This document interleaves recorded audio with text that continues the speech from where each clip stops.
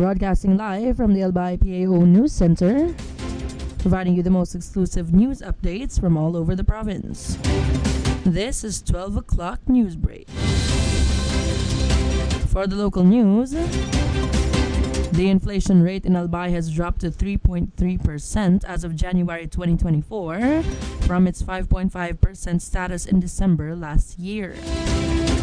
According to the Philippine Statistics Authority Albay Provincial Statistics Office, their data released dated February 14, 2024 with reference number 2024-002 shown the evident drop as presented during the recently conducted first quarter Provincial Statistics Committee meeting.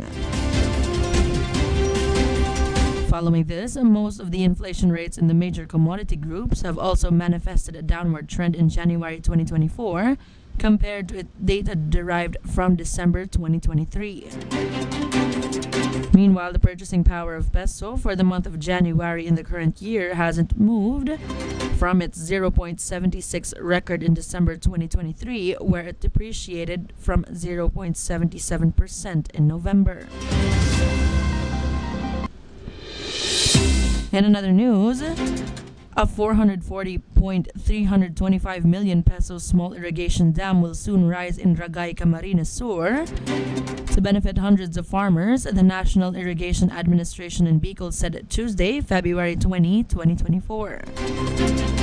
National Irrigation Administration Bicol Regional Manager, Engineer Gaudencio de Vera, said the project includes an 11-meter high zone dam and a 70-meter spillway with a Paculago River as the source of water. De Vera said two other dam projects are the subject of a feasibility study to address the irrigation water shortage in the towns of Lupi, Baao, and Iriga City in Camarines Sur. Meanwhile, some 15,000 families in the 6 provinces of the Bicol region will be given various opportunities to learn through the Sustainable Livelihood Program, or SLP, of the Department of Social Welfare and Development this year. In an interview, Earl Maximilian Cecilio, DSWD Bicol SLP Regional Program Officer, said the SLP will have a 295 million peso fund for 2024.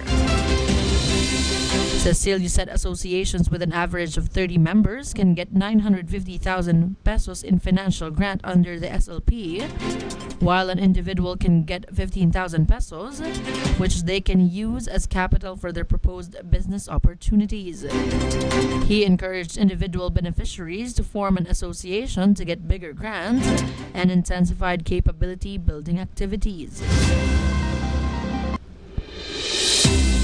In the national scene, the Department of Education on Tuesday announced adjustments to the current school year as it gradually shifts back to June to March school year.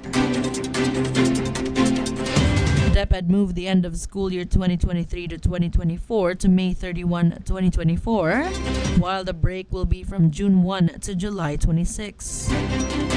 School year 2024 to 2025 will start on July 29 and will end on May 16, 2025.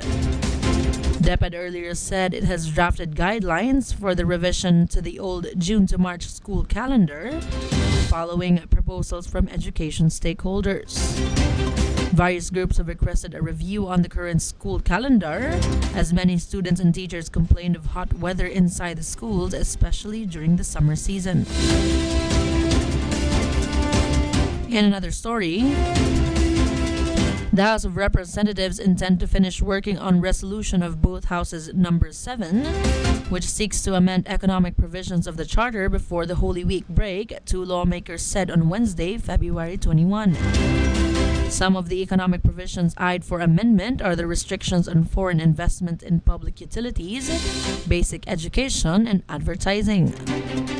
President Ferdinand Marcos Jr. on Tuesday said he prefers to have the Senate take the lead in amending economic provisions of the 1987 Constitution. Members of the House and the Senate had been bickering over how to change parts of the 1987 Constitution, as some lawmakers were supportive of a move to gather signatures to amend the charter via a people's initiative. In another news, Nearly all House representatives from Mindanao have signed a manifesto rejecting the proposal floated by former President Rodrigo Duterte to separate Mindanao from the Philippines. There is no mechanism in the 1987 Constitution which defines the national territory of the Philippines for regions to secede from the public. Dimaporo said 53 out of the 60 congressmen of Mindanao have rejected the secession of Mindanao earlier floated by Duterte and by Davao del Norte Representative Pantaleon Alvarez. President Ferdinand Marcos Jr. has called the movement a travesty to the Constitution, saying also that it is doomed to fail.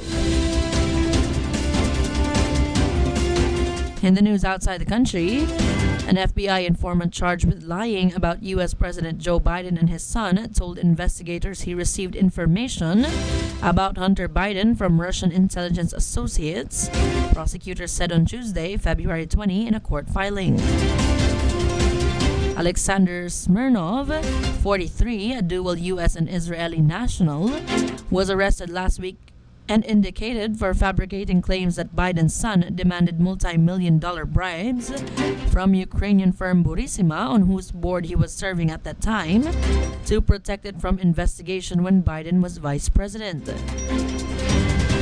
The indictment undermines the impeachment efforts against Biden being put together by congressional Republicans who had touted Smirnov's evidence as proof that Bidens were collectively involved in a criminal enterprise. In another story, even if the fighting in Gaza stopped now, about 8,000 more people could still die over the next 6 months due to the public health crisis caused by the Israel-Hamas war, according to a report by independent researchers in the U.S. and Britain. Hospitals in Gaza have been devastated by the fighting, and more than 85% of its 2.3 million inhabitants have been left homeless, with rising cases of diseases like diarrhea as well as malnutrition in overcrowded shelters. If the fighting continues or escalates, traumatic injuries will make up the majority of excess deaths in Gaza, the researchers project.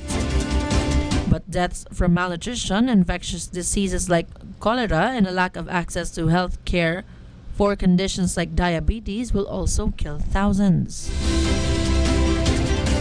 And finally, the European Union will investigate whether ByteDance's TikTok breached online content rules aimed at protecting children and ensuring transparent advertising, an official said on February 19, putting the social media platform at risk of a hefty fine.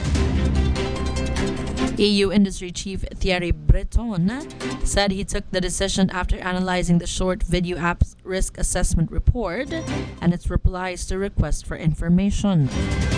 The European Commission said the investigation will focus on the design of TikTok's system, including algorithmic systems which may stimulate behavioral addictions and or create so-called rabbit hole effects. And that ends our news break for today, February 22, 2024. We'll be back tomorrow for more news updates. Thanks to our 12 o'clock newsbreak writer, Francia May Boras, and on the technical side, Chad Bobis.